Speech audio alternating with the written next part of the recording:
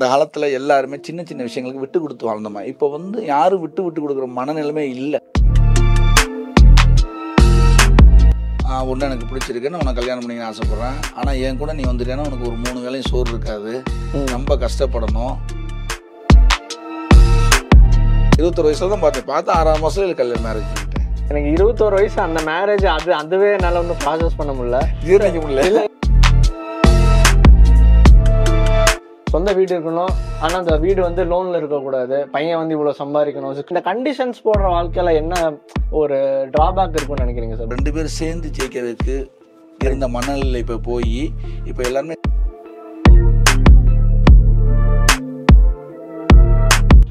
Marriage எதனால இப்போ டக்குன்னு பிரேக் ஆகுதுன்னு நினைக்கிறீங்க சார்? விட்டு கொடுக்குற தன்மை இல்லை. ரீசெண்டாக ஒரு தேட்டர் ஒன்று பேசினமோ சொன்னார், இப்போ விஜய் சார் கடைசி படம் பண்ணுறாரு, அடுத்த இப்போ சிவகார்த்தியன் இருக்காங்க.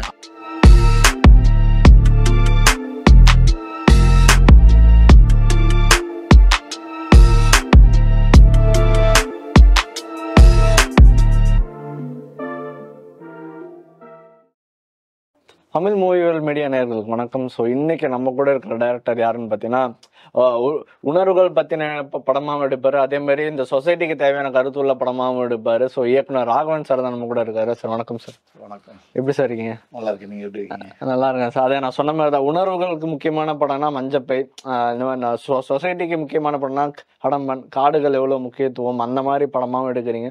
சார் இந்த பொதுவாக சொல்லுவாங்களா, ஒரு டைரக்டர்னா ஒரு ஜானர் தான் நல்லா பண்ணுவார், லவ்னா லவ் மட்டும் தான் பண்ணுவார், ஆக்ஷன் தான் பண்ணுவார். நீங்கள் 2 எக்ஸ்ட்ரீமும் நல்லா ஹேண்டில் பண்ணுறீங்க.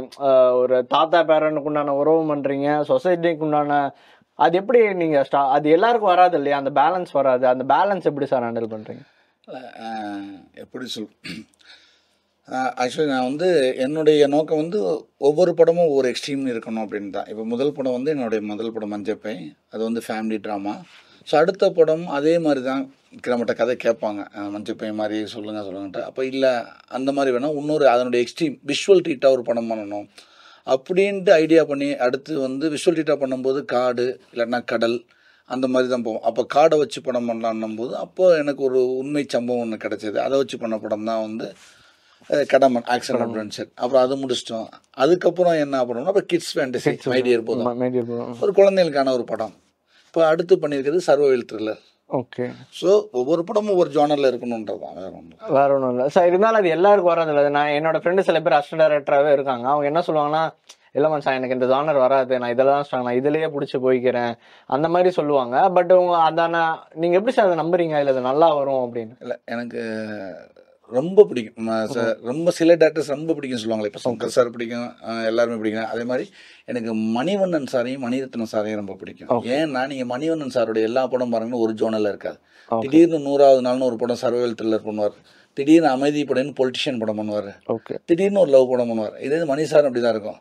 திடீர்னு ஒரு லவ் படம் இருக்கும், திடீர்னு ஒரு டெரரிஸ்ட் படம் இருக்கும், திடீர்னு ஒரு சைல்டை பற்றின ஒரு படம் இருக்கும்.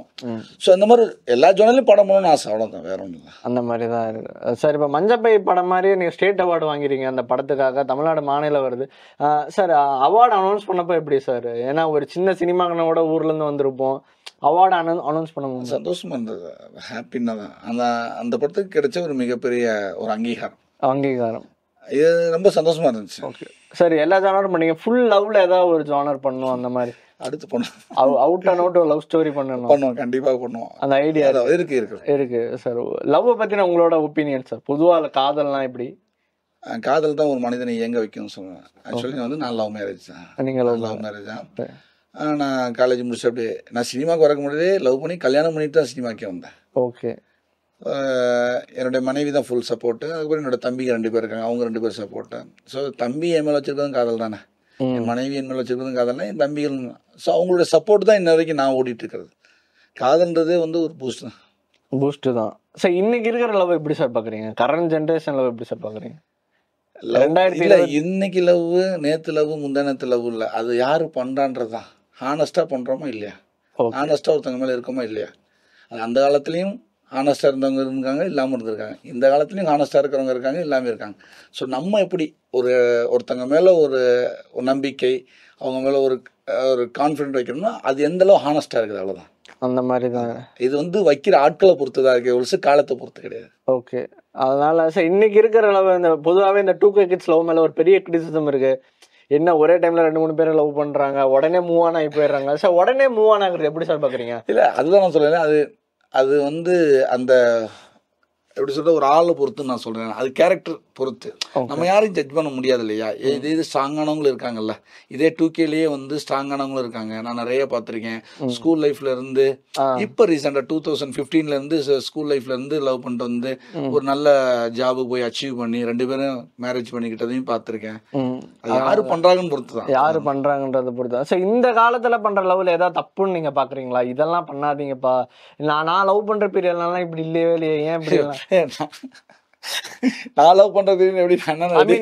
நீங்க எங்களுக்கு சீனியர் தானே சார்? ஐ மீன் நானும் அவையா இல்ல சார், இப்ப ஒரு 10 வருஷம் முன்னாடி லவ்வே இல்ல. அது ஓகே தான். நான் என்ன சொன்னேன், இது எப்படின்னா ஒவ்வொரு காலகட்டத்துக்கு ஒவ்வொன்று மாறிட்டே இருக்கும். ஒரு 10 இயர்ஸ் ஒன்று மாறிட்டே இருக்கும். என்ன நீங்கள் சுற்றி பேசினாலும் ஒரே விஷயம் தான். நாம் எப்படி ஒருத்தங்க மேலே நம்பிக்கை வைக்கிறோம், அவங்க நம்ம மேலே எப்படி நம்பிக்கை வைக்கிறாங்க. ஃபார் எக்ஸாம்பிள் இப்போ ரீசெண்டாக ஒரு லவ் டுடே ஒன்று வந்துச்சு இல்லையா, அதிலே பாருங்கள் ஒரு அழகான ஒரு கான்செப்ட் பண்ணியிருப்பாங்க. ஒரு ரெங்க் இப்போ நீங்கள் 2K லவ் தான், அது அதிலே பாருங்கள் ஒருத்தர் மேலே நம்பிக்கை வைக்கணும், அதை கண்மூடித்தனமாக வைக்கணும், அதை நம்பணும். இதுதான் லவ். ஓகே, இவ்வளோதான் இதுதான் லவ். ஓகே, அவ்வளோதான். சார் உங்க லவ் பத்தி சொல்லுங்க சார். எங்க மீட் பண்ணீங்க, எப்போ ஆரம்பிச்சது? ஏன் ரொம்ப சிம்பிளுங்க. பரவாயில்ல சொல்லுங்க சார். ஆக்சுவலி அவங்கள பார்த்தோன்னே பிடிச்சிருந்தது. எப்போ சார்? இப்போ ஸ்கூல்லையா காலேஜா சார்? நான் வந்து ஒர்க் பண்ண இடத்துல பார்த்தேன். நான் அவங்கள ஒர்க் பண்ண இடத்துல பார்த்தேன். அப்போ பார்த்தோன்னே பிடிச்சிருந்தது. போய் அவங்ககிட்ட போய் நான் சொன்னேன். நான் என்ன சொன்னேன்னா, நான் வந்து சினிமாவில் தான் என் பேர் இந்த மாதிரி எங்கள் அப்பா அம்மா கிடையாது, ஆனால் 2 தம்பிங்க மட்டும்தான். நான் சினிமாவில் தான் போகணுமா, ஒன்று எனக்கு பிடிச்சிருக்கு, நான் உனக்கு கல்யாணம் பண்ணிக்க ஆசைப்பட்றேன். ஆனால் என் கூட நீ வந்துட்டேன்னா உனக்கு ஒரு 3 வேளையும் சோறு இருக்காது, ரொம்ப கஷ்டப்படணும். இதெல்லாம் ஓகேம்மா, யோசிச்சுட்டு சொல்லுமா, நான் உனக்கு கல்யாணம் பண்ணிக்கிறேன் அப்படின்னா. அப்போ டைம் கொடுங்கன்னாங்க. சரி, ஒரு 5 நிமிஷம் டைம் எடுத்து சொல்லுவோம்.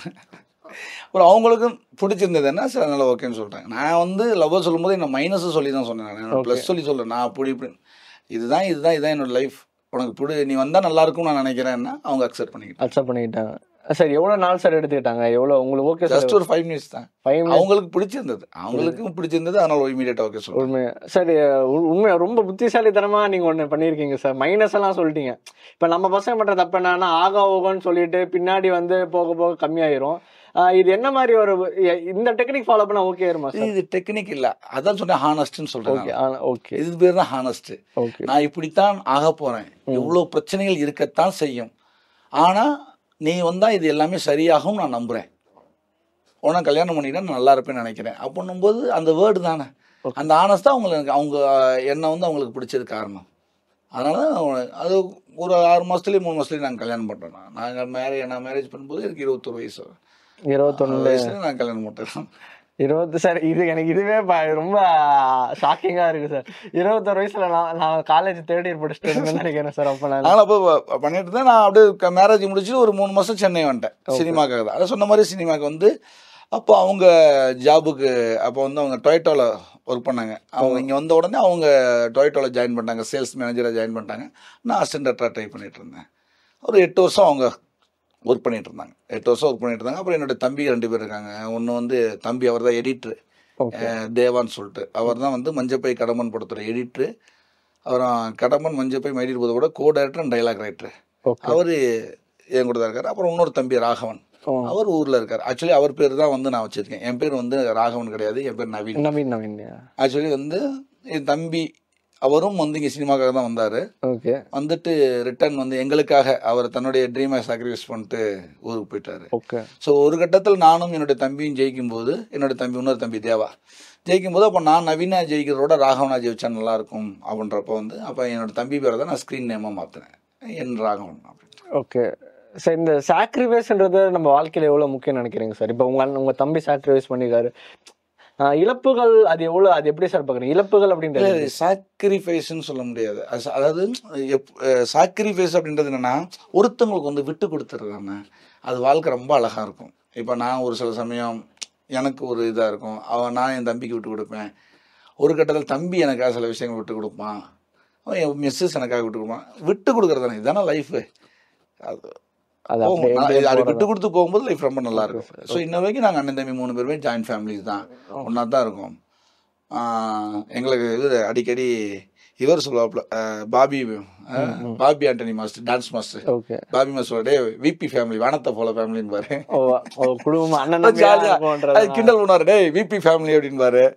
சில பேர் ஆனந்தம் ஃபேமிலி அப்படின்வாங்க. Okay okay okay sir. Love பத்தி தான் பேசிட்டு இருந்தோம். பொதுவாகவே நம்ம பசங்களாம் ஃப்ரெண்டோட லவ்வுக்கு அதிகமா ஹெல்ப் பண்ணுவாங்க. நம்ம ஊர் பசங்களே இப்படி, தமிழ் பசங்களே அப்படிதான் ஃப்ரெண்டு லவ்வுக்கு நிறைய ஹெல்ப் பண்ணுவாங்க. அவன் லவ் பாக்குறானோ இல்லையா, ஃப்ரெண்ட் லவ் பாக்குறான். நீங்க உங்க ஃப்ரெண்டுக்கு யாரையா லவ்வுக்கு ஹெல்ப் பண்ணிருக்கீங்களா? இல்லை, நான் அந்த ஜானர் போகவே இல்லை. ஏன்னா ஆக்சுவலி என்னன்னா, எங்களுக்கு சின்ன வயசுல அப்பா அம்மா தவறிட்டாங்க. எனக்கு 5 வயசு, இன்னொரு தம்பிக்கு 3 வயசு, இன்னொரு தம்பிக்கு 1 வயசு. வளர்த்தது தாத்தா பாட்டி. ஓகே. ரொம்ப கொஞ்சம் ஹடில்ஸாகவே லைஃப் போயிட்டு இருந்தது. ஒரு 20-21 வயசு வரைக்கும் அதை பற்றி யோசிக்கிறதுக்கெலாம் டைம் இல்லை. அப்படியே போயிட்டு இருந்தது. படிப்போம், வேலைக்கு போவோம், அதை வச்சுட்டு மறுபடியும் ரொம்ப ஒரு மாதிரி போயிட்டு இருந்தது. அப்போ அதனால வந்து இதில் ஒரு ஐடியாவே கிடையாது. இதுவே என் ஒய்ஃபை பார்த்ததே வந்து 21 வயசுலேயே 21 வயசுல தான் பார்த்தேன். பார்த்து 6ஆவது மாதத்துல கல்யாணம் மேரேஜ் பண்ணிட்டேன். அது அந்த ஐடியாவில் இல்லை. அப்போலாம் ஐடியாவே கிடையாது. அப்படியே அதான் சொல்ல, அண்ணன் தம்பி 3 பேர் தான் ஆரம்பத்துலேருந்து. அதை நாங்கள் 3 பேர் தான் இருக்கோம். நான் பாவம் உடவத்தில் வருவார்ல, அந்த மாதிரி தான். நான் தப்பு பண்ணால் அந்த 2 தம்பி சேர்ந்து நடிப்பானுங்க. நடுத்தம்பி தப்பு பண்ணா நாங்கள் தப்புனா அந்த ஒரு ஏஜில் ஒன்று இருக்குல்ல, சேட்டை பண்ணுவோம்ல, அதை மாதிரி நடுத்தம்பி தப்பு பண்ணால் நாங்கள் 2 பேர் சேர்ந்து அவனை அடிப்போம். கடைசி தம்பி தப்பு பண்ணா நாங்கள் 2 பேர் சேர்ந்து, அது ஜாலியாக அப்படியே ஜாலியாக கஷ்டங்கள் இருந்தாலும் அப்படியே ஜாலியாக அப்படியே நாங்கள் 3 பேர் தான் ஆரம்பத்துலேருந்து வளர்ந்தது எல்லாமே. ஸோ இன்னைக்கு இவ்வளோ வெற்றி புகழ் எல்லாமே உங்கள்கிட்ட இருக்கு, பணம் எல்லாமே இருக்கு. உங்க அப்பா அம்மா இதை பார்க்க இல்லையோன்ற ஏக்கம் இல்லை? அம்மா தான் தவறிட்டாங்க, அப்பா இருக்காது. அம்மா தவறிட்டாங்க. சொல்லிட்டு அம்மா அப்பா தவறிட்டாங்க. அம்மா தான் தவறினாங்க. அப்பா இருக்காங்க. அவங்க செகண்ட் மேரேஜ் பண்ணிட்டு அவங்க சின்ன வயசுல அவங்க விலகி போயிட்டார். அப்பா விலகி போயிட்டார். ஆனால் வருவார், வந்தாரு போவார், எல்லாம் போவார். இப்போ கூட வருவார், வந்து பேசுவார், எல்லாம் பண்ணாரு. பட் அவ்வளோதான் சார். Okay sir. எனக்கு 21 வயசு அந்த மேரேஜ், அதுவே என்னால் ஒன்றும் ப்ராசஸ் பண்ண முடியல, ஜீரணிக்க முடியல. இல்லை ஜீரணிக்கும் அப்படிலாம் இல்லை சார். சார் இன்னைக்கு இருக்கிற கண்டிஷன்ஸை நான் பார்க்குறேன். இன்னைக்கு மேரேஜ் கண்டிஷன் நீங்கள் பார்த்துருப்பீங்கன்னு நினைக்கிறேன். சொந்த வீடு இருக்கணும், ஆனால் அந்த வீடு வந்து லோனில் இருக்கக்கூடாது. பையன் வந்து இவ்வளோ சம்பாதிக்கணும், 1 லட்ச ரூபா மேலே சம்பாதிக்கணும். இந்த மாதிரி கண்டிஷன்ஸ் போட்டு வாழ்றாங்க. அதெல்லாம் இதெல்லாம் ஃபில்டர் தாண்டினா தான் பையனை வந்து பொண்ணு பார்க்கவே அலோவ் பண்ணுறாங்க. பட் உங்கள் மனைவி பார்த்தோம்னா நீங்கள் எல்லாமே மைனஸ் சொல்லியுமே ஏற்றுக்கிறாங்க. இந்த கண்டிஷன்ஸ் போடுற வாழ்க்கையில் என்ன ஒரு ட்ராபேக் இருக்குன்னு நினைக்கிறீங்க சார்? பாதிப்பு இருக்குன்னு நினைக்கிறீங்க? இல்லை, ட்ராபேக் அதான் முதல்ல வந்து 2 பேரும் சேர்ந்து ஜெயிக்கிறதுக்கு இருந்த மனநிலை இப்போ போய் இப்போ எல்லாருமே சேஃபர் ஜோனில் இருக்கிறதுக்கு ட்ரை பண்ணுறாங்க. அவ்வளோதான், வேறு ஒன்றும் இல்லை. இப்போ நான் என்னுடைய மனைவி, நான் வந்து என் மனைவி லவ்வை சொல்லி நாங்கள் மேரேஜ் பண்ணதுக்கப்புறம் 2 பேருமே சேர்ந்து க்ரோத் ஆனோம். ஸோ என் மனைவி எனக்கு சப்போர்ட்டாக இருந்தாங்க. நான் ஒரே ஒரு விஷயம் தான் சொன்னேன். நான் என்னைக்கு நான் படம் பண்ணுறதுக்கு அட்வான்ஸ் சொன்னேன்னா அன்னைக்கு ஒன்று வேலையை விட்டு நிப்பாட்டிடுவேன். அது வரைக்கும் நிப்பாட்டிடுவேன். ஸோ என்னைக்கு நான் மஞ்சள் பைக்கு அட்வான்ஸ் சொன்னேன்னா அன்னையிலேருந்து என் ஒய்ஃப் வேலைக்கு போகிறதே கிடையாது இப்போ வரைக்கும். இப்போ நான் ஸோ அது 2 பேரும் சேர்ந்து க்ரோத் ஆகிறது. இப்போ வந்து நீங்கள் சொல்கிறது பார்த்துட்டோம்னா ஒரு சாரா சேஃப்டி. நம்ம இங்கே வியாபாரம் பண்ணல, சேஃப்டி பார்க்குறதுக்கு ஒருத்தர் புரிஞ்சுக்கிட்டு 2 பேருமே ஒரே நேரத்தில் க்ரோத் ஆகிறது தான் நல்ல விஷயமா இருக்கும். சரி, இப்போ எஜுகேஷன் முன்னாடி இருந்ததை விட நிறைய மக்கள் படிக்கிறாங்க, பெர்சன்டேஜ் இன்க்ரீஸ் ஆயிருக்கு, படிக்கிறவங்க பெர்சன்டேஜ் இன்க்ரீஸ் ஆயிருக்கு. இந்த கல்வின்றது நமக்கான ஒரு தைரியத்தை தானே கொடுக்கணும். இன்னைக்கு நிறைய மக்கள் படிச்சுமே ஒரு சேஃபர் ஜோன்லேயே ரிஸ்க் எடுக்க பயப்படுறாங்களே. இந்த ரிஸ்க் எடுக்கிறது எப்படி பார்க்குறீங்க? ரிஸ்க் எடுக்கணும். ஜெயிச்ச எல்லாருமே ரிஸ்க் எடுத்து தான் ஜெயிச்சிருக்காங்க. இப்போ நான் என்னுடைய மனைவி சென்னைக்கு வரும்போது நீங்கள் நம்ப மாட்டீங்க, 2 தலாணி, 2 தட்டு, 2 டம்ளர், ஒரே ஒரு அடுப்பு, இதுதான் என்னுடைய சொத்து. ஓகே. கையில் ஒரு 3000 பணம். 2004 நாங்கள் வந்து காதல் ரிலீஸு நவம்பர் 2003 நினைக்கிறேன். 2004 காதல் ரிலீஸு. காதல் டிசம்பர் 8ஆம் தேதி ரிலீஸு. நான் ஜனவரி மாதம் இங்கே சென்னைக்கு வந்துட்டேன். 2005 ஜனவரி இங்கே உள்ளே வந்துட்டேன். உள்ளே வந்துட்டேன். அதான் சொல்கிறேன், அந்த தைரியம் தான். எல்லாம் ஒன்றும் இல்லை, பார்த்துக்கலாம், என்ன நடக்குதுன்னு பார்த்துக்கலாம். அந்த தைரியம், கான்ஃபிடென்ட்டு, நான் ஜெயிச்சிருவேன்ற ஒரு கான்ஃபிடென்ட்டு. இவன் ஜெயிச்சிருவான்றது என் மனைவி, என் தம்பிகளோட சப்போர்ட்டு. முதல்ல நம்மளை நம்பணும், அதுக்கப்புறம் நம்ம கூட இருக்கவங்க நம்மளை நம்பணும். இது 2 இருந்துட்டா போதும், ஈஸியாக ஜெயிச்சிடலாம். அதுக்கு முதல்ல நம்ம ரிஸ்க் எடுக்கணும், யோசிக்கணும். ரிஸ்க் எடுக்க யோசிச்சிடக்கூடாது. Okay sir. இன்னைக்கு பார்த்தோன்னா மேரேஜ் வந்து ஒரு ஒரு 6 மந்த் தாண்டி போனாவே ரொம்ப அதிசயமாக தான் இருக்குது. 5 வருஷம் 10 வருஷம் கப்பல்லாம் பார்க்குறது ரொம்பவே ரேராக இருக்குது. பெர்சன்டேஜ் இன்க்ரீஸ் இருக்குது, டேட்டாவே இருக்குது ஆக்சுவலி கூகுளில். மேரேஜ் எதனால இப்போ டக்குன்னு பிரேக் ஆகுதுன்னு நினைக்கிறீங்க சார்? விட்டு கொடுக்குற தன்மை இல்லை, அதுதான், வேற ஒன்றுமே இல்லைம்மா. விட்டு கொடுக்கணும், அவ்வளோதான். அந்த காலத்தில் எல்லாருமே சின்ன சின்ன விஷயங்களுக்கு விட்டு கொடுத்து வாழ்ந்தோம்மா. இப்போ வந்து யாரும் விட்டு கொடுக்குற மனநிலைமை இல்லை. அது உண்மை தான், வேற ஒன்றும். விட்டு கொடுத்துட்டோம். அதாவது என்னென்னா, எல்லாருமே காலையில் எந்திரிக்கும் போதே இன்றைக்கி இவங்கள திட்ட போகிறோம், இவங்களுக்கு நம்ம வந்து பிரச்சனை பண்ண போகிறோம், அப்படி எந்திரிக்கிறதில்ல. ஏதோ ஒரு சூழ்நிலையில் ஏதோ ஒரு கோபத்தில் யார் மேலே இருக்கிற கோபத்தை ஒரு வார்த்தை முன்னே வந்தோம். நம்ம என்ன பண்ணுறோம்னா, நம்மளுடைய பாயிண்ட் ஆஃப் வியூ மட்டும்தான் நம்ம அதை அணுகிற முழுசும். அடுத்தவங்களோட அவங்களோட பாயிண்ட் ஆஃப் வியூ போய் நம்ம அணுகிறதில்ல. நீங்கள் அவங்களோட பாயிண்ட் ஆஃப் வியூ ஒரு தடவை போயிட்டு வந்துட்டீங்கன்னா உங்களுக்கு சைலண்ட் ஆயிரும். நம்ம ஓகே அதுன்ட்டு கொஞ்சம் அதே மாதிரி பிரச்சனைகள் வரும்போது ஒரு 5 நிமிஷம் அமைதியாக இருந்தாலும் போதும், பிரச்சனை சரியா இருக்கும். ஓகே, போட்டு ரொம்ப காம்ப்ளிகேட் பண்ணிக்க வேண்டாம். சார் இப்போ இந்த கேள்வியை நான் நிறைய பிரபலன்ட்ட கேட்குறேன். இப்போ விஜய் சார் வந்து அரசியலுக்கு போகிறாரு. இப்போ நிறைய பேர் சொன்ன விஷயம் என்னன்னா, இப்போ இண்டஸ்ட்ரி வந்து கமர்ஷியலாக கொஞ்சம் அடி வாங்கும்பா, கலெக்ஷன் இருக்காது, தேட்டருக்கு வருமானம் இருக்காது, இந்த மாதிரி சொல்கிறாங்க. இது எப்படி சார் பார்க்குறீங்க? இல்லை இன்னொரு ஸ்டார் வந்துகிட்டே தான் இருப்பாங்களா? அடுத்தடுத்து ஸ்டார் வந்துகிட்டே தான் இருக்கும். இது எனக்கு உண்மையிலே அரசியல் பற்றின இல்லை சார், அப்படி புரிதல் ரொம்ப கம்மி. ஒன்று. ரெண்டாவது, அவர் மக்களுக்கு செய்யணும்னு நினைக்கிறாரு, வர்றது நல்லது. ஒன்று. ரெண்டாவது, இப்போ வந்து எப்படி சொல்றேன்னா, ஒருத்தங்க இல்லாம சினிமா நடக்காது அப்படின்றது இருக்குல்ல, அது ஒருத்தங்க இன்னொரு காலகட்டத்தில் வந்துட்டே இருப்பாங்க. இப்போ எம்கேடி சார் இருந்தாரு, அதுக்கப்புறம் எம்ஜிஆர் சார் வந்தாரு, அதுக்கப்புறம் ரஜினி சார் வந்தாங்க, அதுக்கப்புறம் வந்து விஜய் சார் வந்தாங்க, இதுக்கப்புறமும் வருவாங்க. சினிமா அது நடந்துகிட்டே தான் இருக்கும். ரீசெண்டா ஒரு தேட்டர் ஒன்றை போய் சினிமா சொன்னாரு, இப்போ விஜய் சார் கடைசி படம் பண்றாரு, ஆறு படம் வந்தாலே ஒரு 15 நாள் ஃபுல்லா இருக்கும், பார்க்கிங்லாம் ஃபுல்லா இருக்கும், பாப்கார்ன் பப்ஸ்லாம் வித்துரும்பா, ஒரு மாதிரி நல்ல வருமானம் இருக்கும். இப்போ போறாருப்பா என்னன்னு தெரியல அப்படின்னு சொன்னேன். நான் அப்பதான் யோசிச்சேன், இப்போ சினிமாவுக்கு இது ஒரு அடியோ அப்படின்ற மாதிரி தான் நான் இருக்கும். கண்டிப்பா ஒரு திருவிழா ஒன்று இருக்குல்ல, திடீர்னு தீபாவளி காணாம போச்சு உங்களோட கேலண்டர்ல இருந்து, திடீர்னு உங்க கேலண்டர்ல இருந்து பொங்கல் காணாம போச்சுன்னு என்ன ஆகும்? இருக்கும். ஆனா பெரிய இழப்பு இது அவ்வளோதான் ஸ்தம்பிச்சுன்றது ஒன்று இருக்குல்ல. அடுத்தடுத்து இருக்குல்ல, அடுத்த ஸ்டார் இருக்காங்களா, இப்போ அஜித் சார் இருக்காங்களா, அவங்க ஒரு பெரிய திருவிழாவாக இருக்கும். இவங்க சூர்யா சார் இருக்காங்களா, அவங்க பெரிய திருவிழாவாக தான் இருக்கும். அடுத்த இப்போ சிவகார்த்தியன் இருக்காங்க, அவங்க பெரிய திருவிழாவாக இருக்கும். தனுஷ் இருக்காங்க, இவர் இப்போ இந்த வந்துட்டார் பிரதீப் ரங்கநாதன் 2K கிட்ஸோட மிகப்பெரிய ஃபேவரட்ஸ். அவர் படமும் இவர் இனிமேல் திருவிழாவாக தான் இருக்கும். அது நடந்துட்டு, ஆனால் ஒரு சின்ன இழப்பு இருக்கும், இழப்பு இல்லாமல் இல்லை, பட் அதையும் தாண்டி ரன் ஆகிட்டு தானே இருக்கும். ரன் நிற்காதல்ல. அம்மன் கோயில் பக்கத்தில் ஒரு டீ கடை இருக்கும், அங்கே தான் வந்து மஞ்சப்பை கதையே உருவாக்குற கடம்பன் வாய்ப்பு வந்து ஏற்காட்டில் ரூம் போட்டாங்க கிட்டத்தட்ட 1 மாதம். 1 மாதம் அங்கே கதையே அந்தமான் போகலாம், மால்தீவ்ஸ் போகலாம், எனக்கு அப்போதான் ஏதாவது தோணும். இசை கம்போஸ் பண்ணுறதுக்கெல்லாம் போகிறாங்க. அப்படிலாம் சும்மா யாராவது அள்ளி விட்டுருப்பாங்க. இதெல்லாம் படம் பண்ணால் டைரக்டரோட ஜாதகம் வாங்கி பார்ப்பாங்க. 2வது நாள் ஷூட்டிங், 2வது நாள் கண்டிப்பாக ஷூட் நடக்கணும். இந்த மாதிரி பார்த்தோம்னா மலையாளம் சினிமாவில் அந்த சைடு சினிமா எப்படி சார் பார்க்குறீங்க? இப்போ மலையாள படங்கள் தாண்டி நம்ம படங்கள் வரலையா அப்படின்னா, வேற ஒருத்த கதையை வாங்கி நான் டைரக்ட் பண்ண என்ன யாரும் மதிக்க மாட்டேன்றாங்கப்பா. கிடையவே கிடையாது. இருக்கிறதுலே ரொம்ப கொடுமைனா தன்னோட பையனோட இறப்பை பார்க்கறது தான் சொல்லுவாங்க. இதை வந்து வார்த்தையில் சொல்லவே முடியாது நம்ம. அதுவும் இதில் சொல்றது ரொம்ப